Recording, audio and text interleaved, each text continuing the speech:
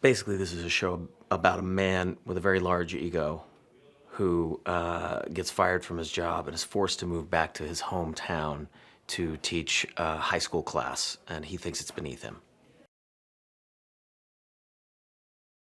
Okay, so basically, my character was a Harvard philosophy professor, and he gets passed up for tenure and gets in a fight with an 85-year-old man, is fired and disgraced, and gambles all of his money away and is forced to move back to his hometown to teach high school kids, but basically has no intention of teaching them anything whatsoever, and ends up using these really smart, intelligent, wonderful kids as uses their smart brains to get back at his nemesis, who now holds the position that he wants as the head of Stanford philosophy.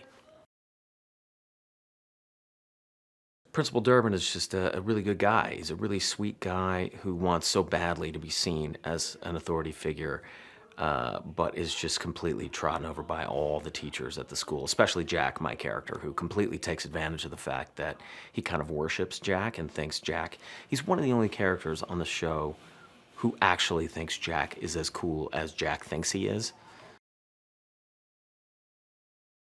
My character is desperately trying to constantly prove that he's better than everybody, but other three teachers that he has the most interactions with, other than Patton Oswalt's character, are Mary, Steph, and Michelle, and they both just think he's hilarious. They treat him like he's a normal guy, and it kind of drives him crazy, but I think secretly, deep down, he also really loves them, that they don't treat him like a jerk, but they also don't treat him the way he wishes to be treated, but they also are really nice to him, and they kind of draw him into their circle. And I think, his real human side, anybody's human need for connection and community is kind of brought out, because they're not intimidated by him in any way, shape, or form, and they're constantly inviting him to do things which he does reluctantly, but kind of ultimately ends up reluctantly becoming really close to these three women. It's hard to describe exactly what draws a person to a script. For me personally, I'm always looking for a really original voice, and a style of humor that I've never quite seen before. And Mike O'Brien, the show's creator and head writer, really has that unique sensibility, that ability to write really simple, believable, yet funny dialogue. And really, for my character, who's kind of this tragic person who wants so badly to believe that he's this powerful, intelligent man who is just constantly being kicked back down to earth, only to realize that it's not such a bad thing to just be a regular guy living in a town somewhere, And I think in some ways the show, we put celebrity and how we measure success in this country, it can really, warp people's minds, and he's able to turn that into a really humorous thing with this show. So I'd say Mike's ability his gift with dialogue, I think, is my favorite thing about the show.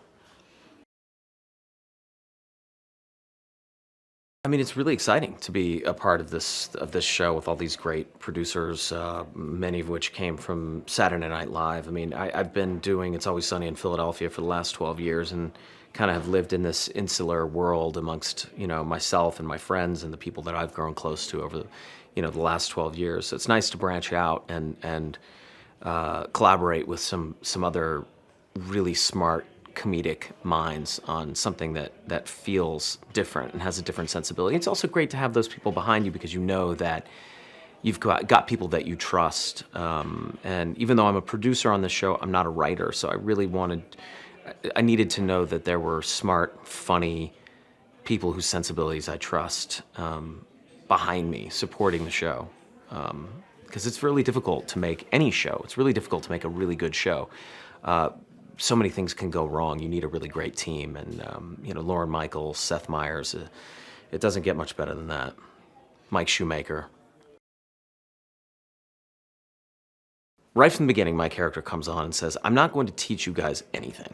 I'm going to use this time to figure out how to get the job that I actually want." So he makes it very clear right from the beginning. I'm not, and then he says, and it's also not one of those things where I'm secretly going to be teaching you over the course of an entire year, and it's also not one of those things where over the course of the year I end up learning more from you than you do from me.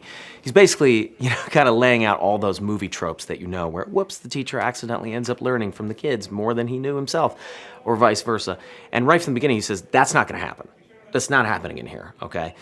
But of course, inevitably, when you spend enough time with people, an affinity grows. You become a family, whether you like it or not. And I think he really becomes a family with these kids and with these other teachers. And he bonds with them in spite of the fact that that's the last thing in the world he says he wants.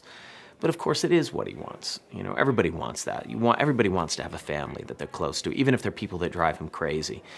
So yeah, over the course of the year, I think, certainly in the beginning, my character is somebody that, if nothing else, I'm teaching the kids what not to become, sort of what can happen to somebody, and maybe teaching him lessons about how cruel the world can be. These bright-eyed kids coming to class like, ooh, we're going to learn all this stuff.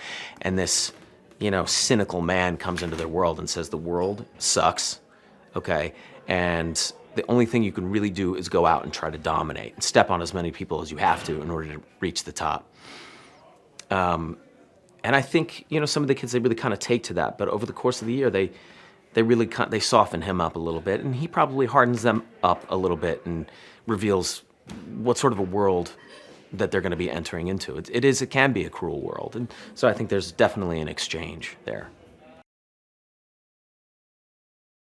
Well, Mike does a pretty great job of introducing you to exactly who this guy is, because the very first thing that happens, you see a class full of kids eagerly awaiting the teacher. Clock is ticking away. They're wondering, where is this guy? Next thing they hear is the sound of screeching tires, and they look out the window. A car barely swerves to miss a guy on his bike, rams into a sign. Driver, me, comes out of the car with a tire iron, chase the guy on the bike. Then I come barreling into the class, throw the tire iron on the thing, take a bite of an apple, throw it at a trash can, completely miss it, and right off the bat you're like, okay, I feel like I know who this guy is. He paints a very clear picture of who this guy is right off the bat, and then launches into a whole monologue about how I'm not here to teach you anything. It's a beautiful reverse on the whole kind of lean on me, dangerous minds, where the kids are all bad kids who come from bad backgrounds, and the teacher comes in and over the course of a year, he whips them into shape, and he, turns the whole class around, and this is the exact opposite of that.